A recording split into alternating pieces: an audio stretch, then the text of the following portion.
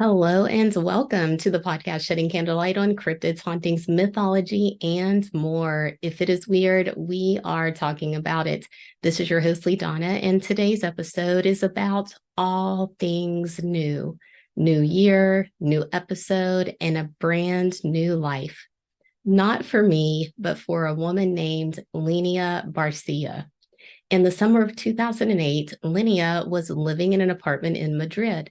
After having what I hope was, at the very least, a good night of sleep, Lerina woke up to find the sheets on her bed were not the ones on her bed when she went to sleep the night before.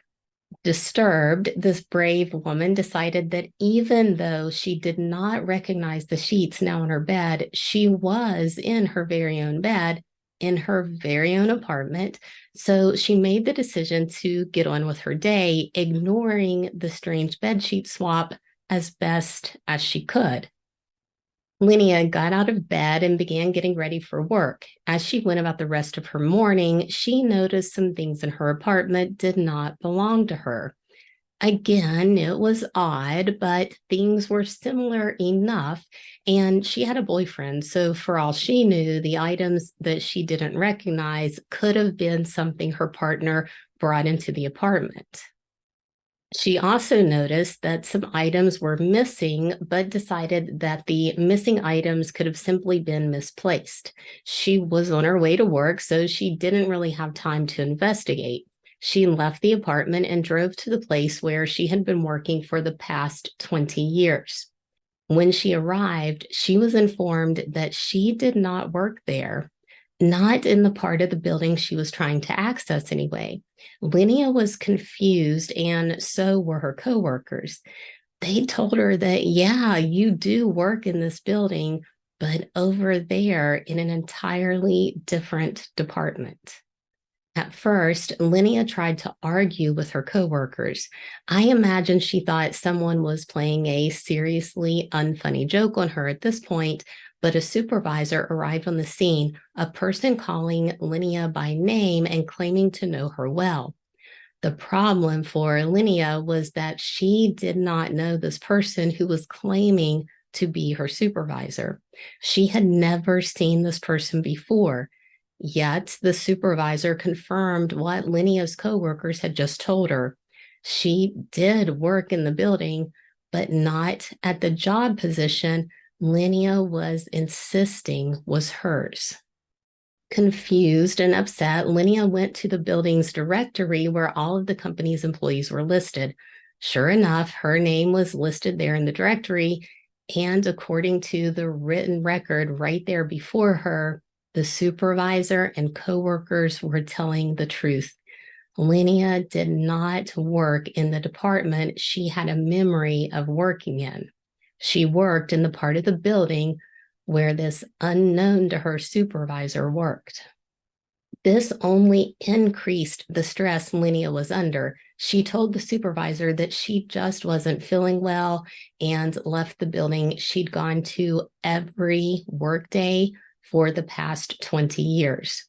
Lerina went home to attempt to navigate this blow to her memories.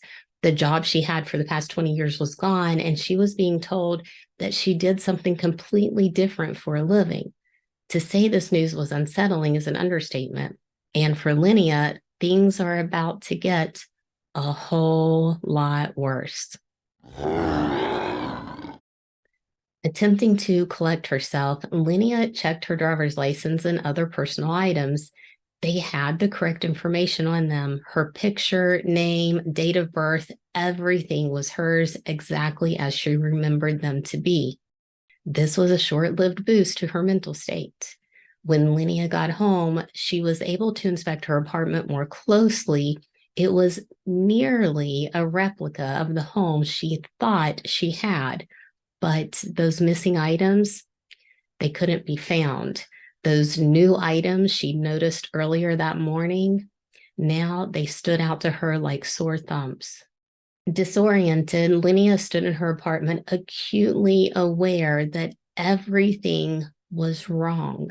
In her distress and wanting help, she decided to reach out to her boyfriend.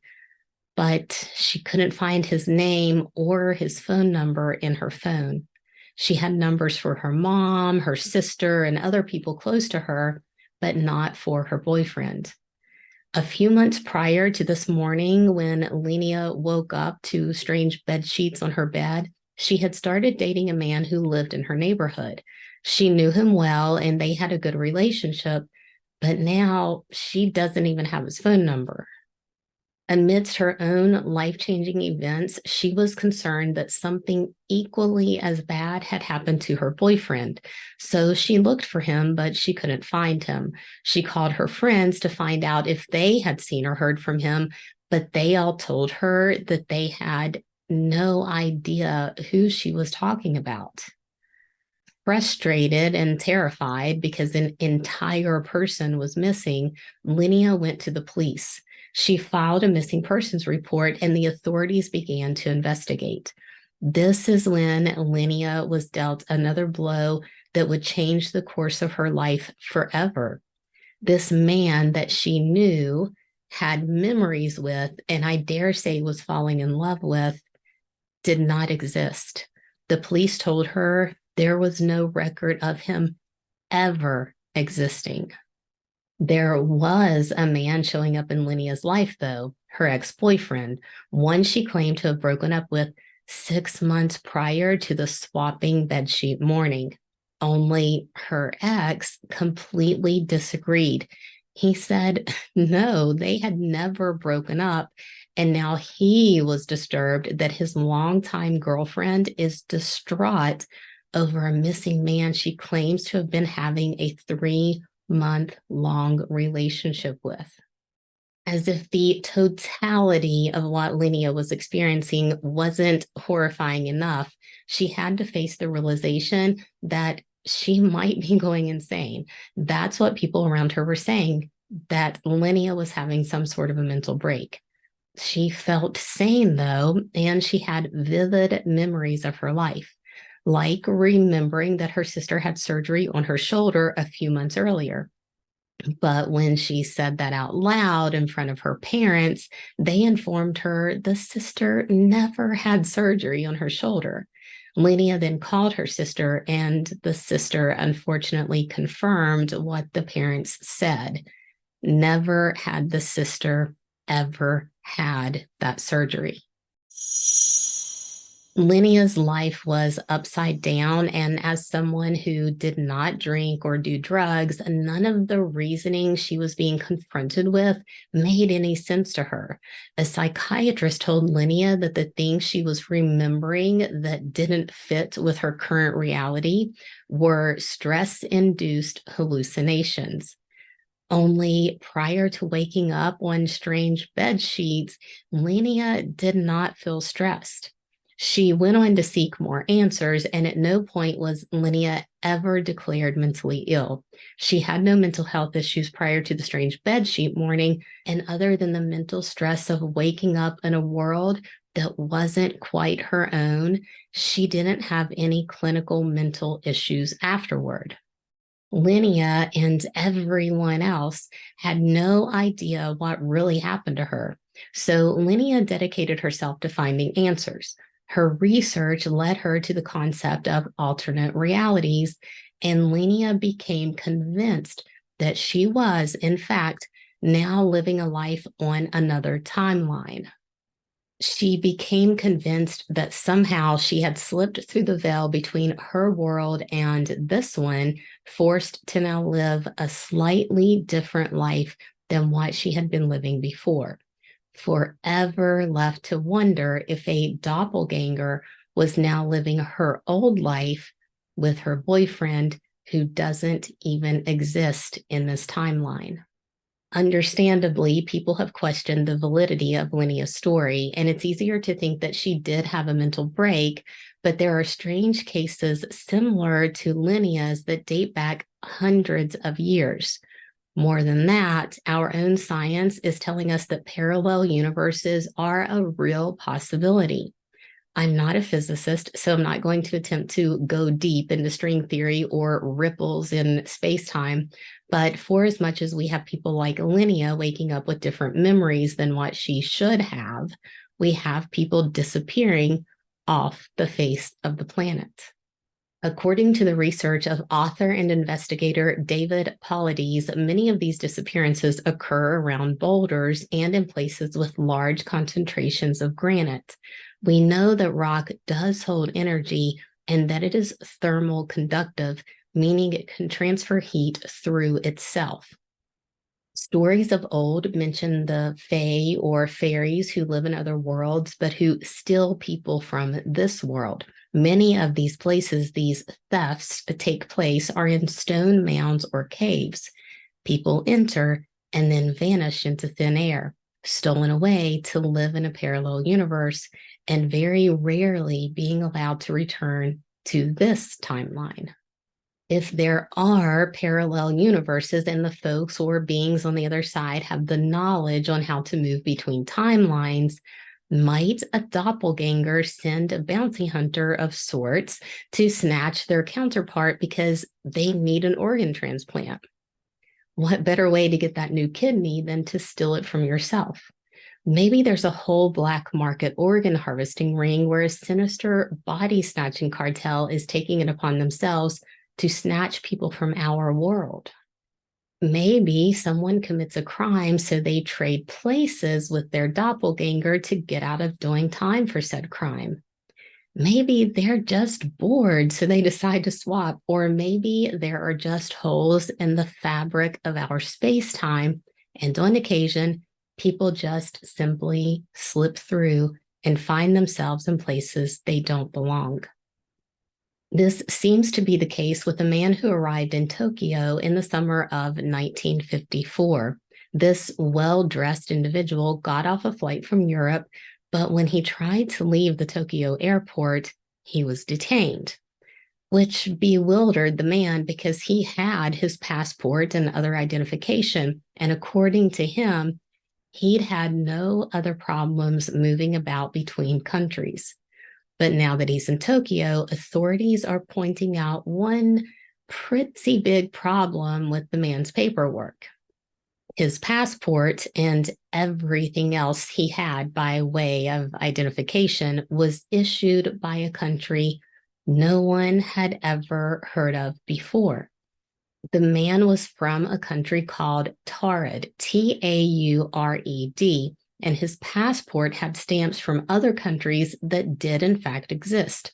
One of them being Japan, where the man is now standing, being told that, yeah, this is Tokyo, Japan, and the stamp in your passport book is valid, indicating that you have been here before.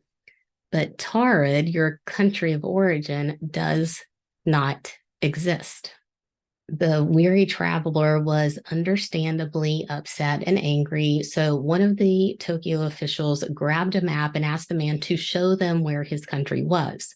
The traveler said, "That's fine," and he went to point at a spot on the map between Spain and France when he froze, because there, where his country of Taured should have been, was the country of Andorra, a country nestled within the granite-rich peaks of the Pyrenees mountain range. Tokyo officials continued to interrogate this traveler, but the man was just as perplexed as they were.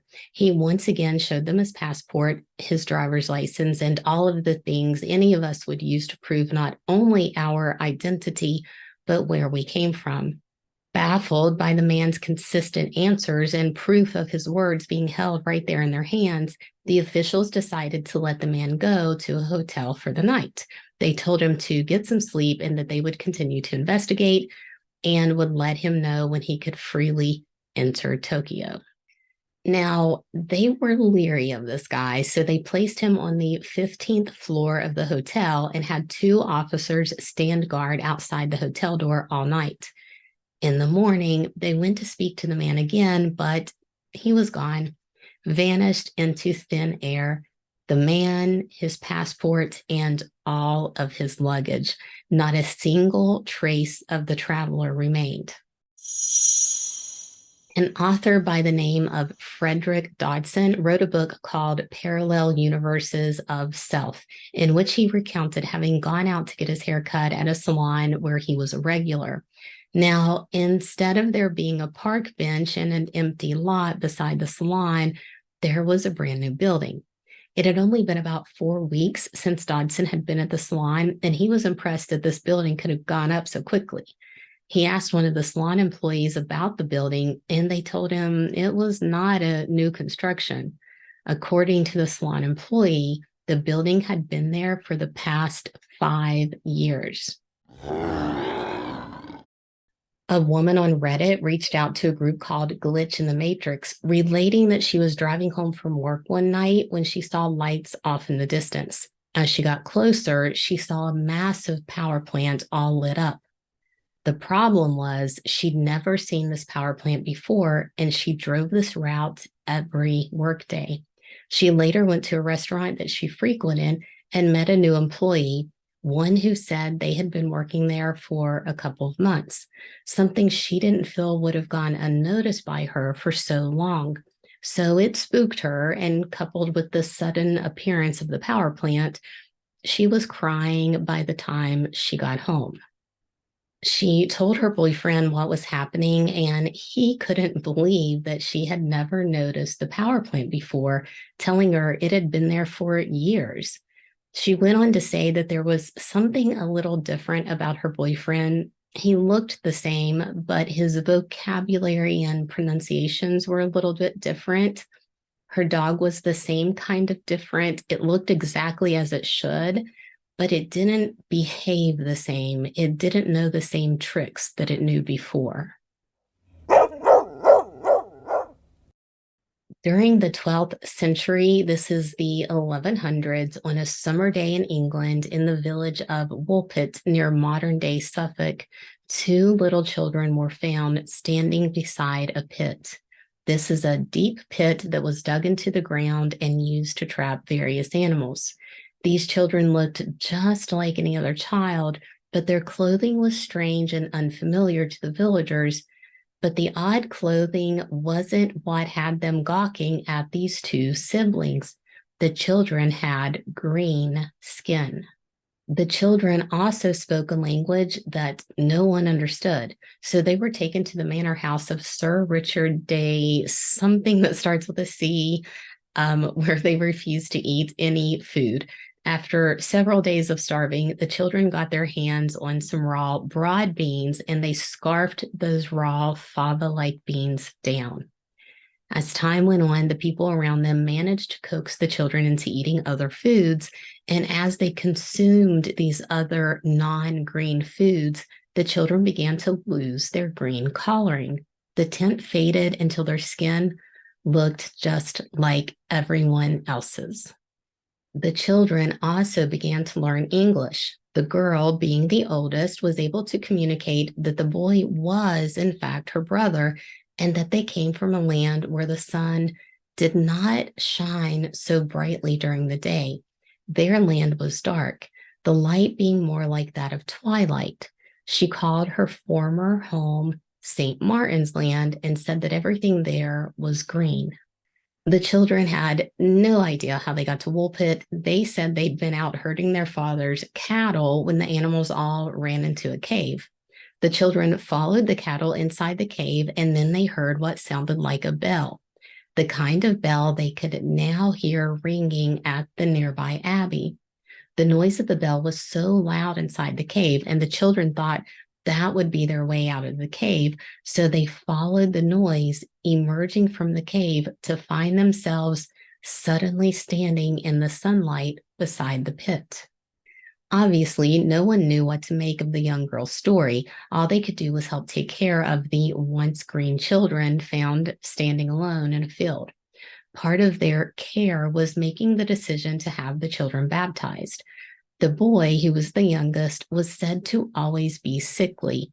He wasn't as strong as his sister, and the account about these children, written by a priest in Yorkshire during the 12th century, shortly after the children arrived here on this timeline, said that the young boy died either right before his sister was baptized or shortly afterward.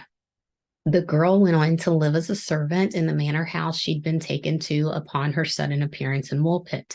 It's said that she adjusted to her new life there. However, she was found to be impertinent. She didn't respect those who placed themselves in authority over her. And in her wantonness, she didn't have a problem lashing out whenever she thought it was necessary. Now, the story of these two children was written by two different religious men, one shortly after the children arrived and another some years later, but still during the time that this once young girl still lived. Each of these men say the girl was mean and disrespectful. I am going to add that if she was surrounded by people who didn't enslave children and by people who had some empathy for the fact that she was uprooted from her family and everything she ever knew, and the one person she had with her, a little brother that she probably felt responsible for getting sick and dying right in front of her, the people who found her impertinent might have gotten a little more of that respect they were so coveting. I can only imagine how confused and scared this little girl was. And then she was forced to basically do whatever the people in this strange new world wanted her to do. And let's be honest here, she would be the type evil-hearted people would try to prey on. So when I read the bit about how she was labeled as being mean and the only offense listed was that she didn't respect people and would lash out at them, it threw up all of my red flags. I am on her side and willing to say she probably should have done worse to the whiny men who couldn't stand how strong and independent she was. Anyway, despite my inability to ignore the hackle-rising red flags that jump out at me whenever I read any of these old stories that involve females, the young girl did grow up and she eventually married. The man she married was from a town called King's Lynn, which was about 40 miles or 64 kilometers away from where the girl was living at the time. In later years, an astronomer doing research on this case, studying family lines and looking at the original text, determined that the man was a royal official whose name was Richard Barr. This same astronomer also determined that the name of our once green girl was Agnes. In a 1978 book titled A Slice of Suffolk, writer Bob Roberts said that he was told there were still people in Woolpit who are descendants of Agnes, but no one would tell them who they were. While the original two writers of the story of the Green Children simply wrote down the details they were given without themselves suggesting an explanation for how the children arrived in Woolpit, or why they had green skin and claimed to come from a land that did not exist, many modern-day scholars have postulated that the story was connected to fairy folklore, or that the tale was connected to a harvest ritual. They've even suggested that the children might have been orphans of Flemish immigrants who settled near Yorkshire. All of those theories have their own problems, like educated men in Woolpit, which was one of the most densely populated areas in rural England, somehow not knowing or recognizing the language of the children, or not recognizing their coloring to be nutritional deficiency that led to a green sickness and illness that at the time they would have been familiar with. As for the children being from the fairy realm, well, stories about people passing through caves into another world were common back then, and people still claim to have the same experiences today, at least the ones who make it back. So are people somehow finding themselves in the wrong places at the right time? Are they passing from this timeline into another? Or are external forces intentionally drawing people from one universe to another? In 2003, the NASA-sponsored Antarctic Impulsive Transient Antenna, hereafter known as ANITA, was given $35 million to look for and study ghostly particles that fill the universe. To do this, they used a specially made balloon that held an antenna. The balloon was to detect radio waves emitted when high energy neutrinos interacted in the Antarctic ice shelf. They chose Antarctica because it has cold, dry air with little to no radio noise to distort the findings. And also because there's what the Daily Star describes as a constant wind of high energy particles coming from outer space, some of which are 1,000,000 times more powerful than anything we can generate ourselves. The balloon was sent up to scan thousands of miles of Antarctic air looking for those powerful outer space particles. When the balloon was launched, it would stay up for a month, and then the scientists would decipher the information they received. Information that they first thought was nothing but moments of background noise. During the balloon's third flight, the scientists decided to go back and recheck the data from the previous 2 flights. What they discovered was that the seemingly random background noise the balloon was recording was emitting upward from the ground instead of downward from outer space. According to the scientists, this was an impossibility because it meant that the particles were traveling back in time. Now, again, I'm not a scientist of any kind, so I'm not going to step so far out of my lane as to take a shot at explaining why this is the case. All I will say is that scientists were baffled, and many of them say this inexplicable event is or could be proof of a mirror world where positive is negative, left is right, and time runs backwards. The Big Bang Theory gives rise to the multiverse theory because if the universe could explode into our universe, then it certainly could have also created others. Physicist Brian Greene, whose books I have many of and despise string theory a little more each time I read one, told NPR in 2011, quote, "There are only so many ways matter can arrange itself within that infinite universe. Eventually, matter has to repeat itself and arrange itself in similar ways. So, if the universe is infinitely large, it is also home to infinite parallel universes." End quote. Physicist at the University of Maryland also did an experiment where an electrical charge behaved oddly when 2 graphene layers were stacked. I do not know what that means, but they said the results looked like little universes and that the findings could theoretically be explained by the electron tunneling between 2 different universes. While parallel universes and alternate realities could be possible explanations for the green children and the mysterious disappearing man in Tokyo, does it fit in cases like those of Lerina García? There is a belief among some people, scientists included, that the brain itself holds the potential to let us leap from one world into another. The brain is indeed powerful. The science around it is fascinating. And I like to read various types of studies because the brain is complex and honestly not very well understood. There's an element of human potential that is locked within brain function that has absolutely nothing to do with IQ, but with how a person is able to access the different parts of their brain. There are even studies on folks who have claimed to be alien abductees where scientists are finding certain abnormalities in the brains of the claimants, meaning the majority of the people they've studied have the same abnormality.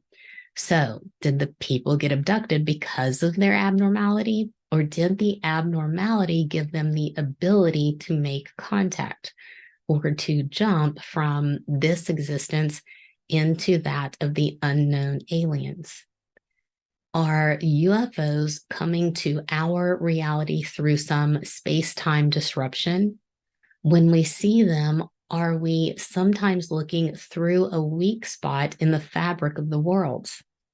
I've also wondered about premonitions and clairvoyance. Are certain individuals able to experience these particular phenomena simply because something about their brain allows them to have access to these other worlds where time can run backwards, left can be right? And is it possible that these individuals are picking up on messages being given to them by an invisible parallel world? Resurrections, ghosts, people suddenly disappearing, reappearing, flying through the sky in a chariot, predicting the future, all of it is recorded over and over throughout human history.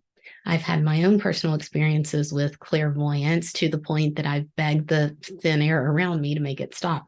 I always felt like someone was there trying to forewarn me of things, even when on a few occasions the event really didn't have any impact on my own life. I don't normally talk about any of that, so I'm not going to get into it here. But as is always the case, every step we take in the quest for answers only leads to more questions. Maybe the Tokyo man was an extraterrestrial. Maybe the children whose green skin must have been an unprecedented color of green for it to be marveled at instead of immediately identified as malnourishment, were a subterranean species living inside the earth where no sun ever shone. Maybe they fell from heaven or popped through a wormhole. Maybe Lenia unwittingly tapped into a part of her sleeping brain that allowed her to switch places with her doppelganger. In the 12th century, there was another clergyman and historian named Gerald of Wells. Wells is about 230 miles away from Woolpit, but Gerald did travel extensively and was said to be a great scholar. He wrote in one of his records that there was a boy who skipped out on school one day. This boy then encountered two pygmies. I assume Gerald was speaking of the pygmy people who were reported to live in the forested areas of Southeast Asia at the time, which would border some of the places where Gerald traveled to throughout his life. So Gerald writes that the boy encounters these two individuals and they lead the boy through an underground passageway like a cave opening. When they came out the other side, the boy suddenly found himself surrounded by a beautiful land of fields and rivers, a world not lit by the full light of the sun. Instead, it had the light of our twilight. If you've tripped through the twilight, I would love to hear about your journey. Drop me a line at leadonnabooks@gmail.com. You can find all of my books on my website, leadonnabooks.com, and my Patreon is finally up to date. If you would like to check out some bonus episodes, just go to patreon.com/Leadonna.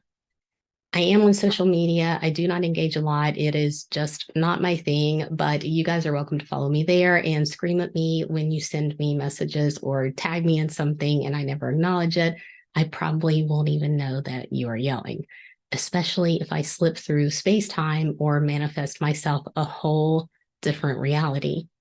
Resources are in the show notes and in a blog post on my website. I'm now going to cover some updates on where I'm at with this podcast, where 2024 is heading, and changes I'll be making in the upcoming year.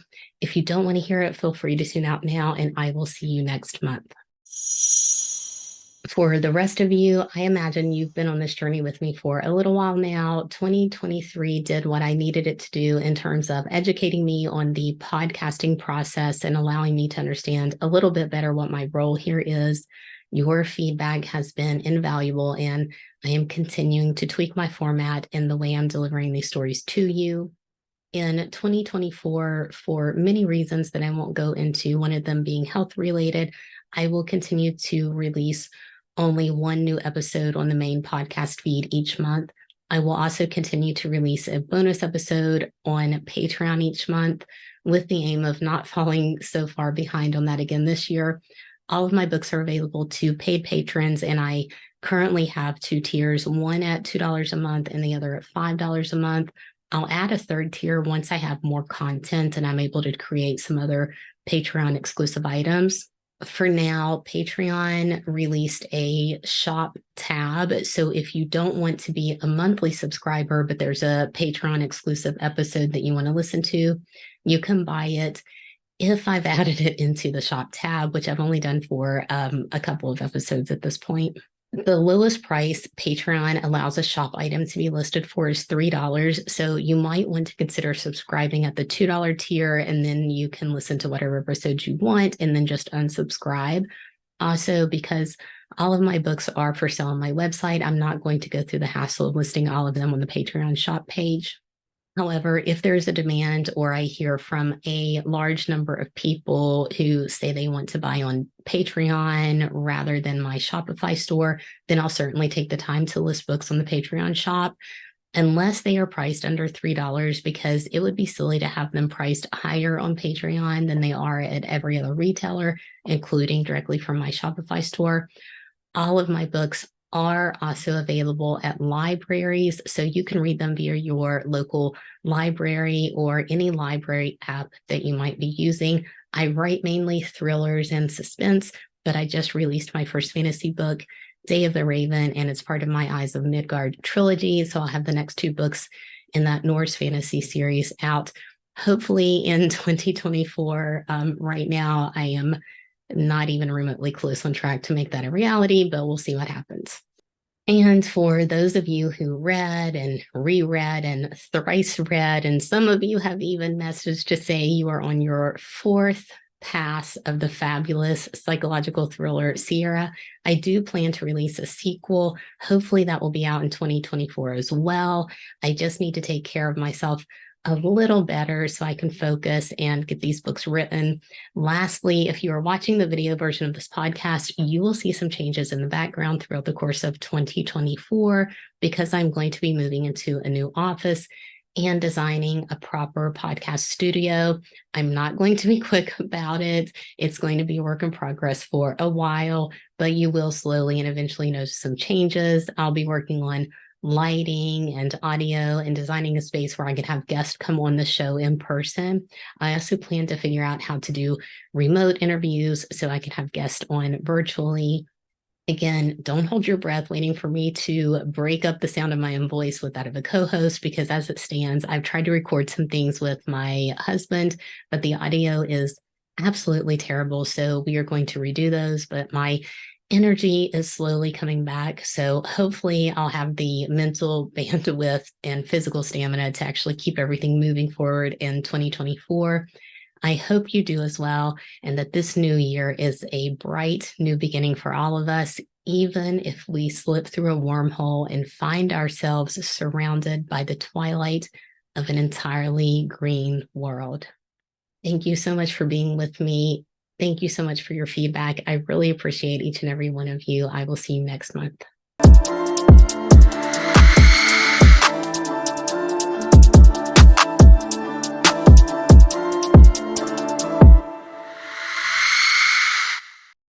Immortal Monsters.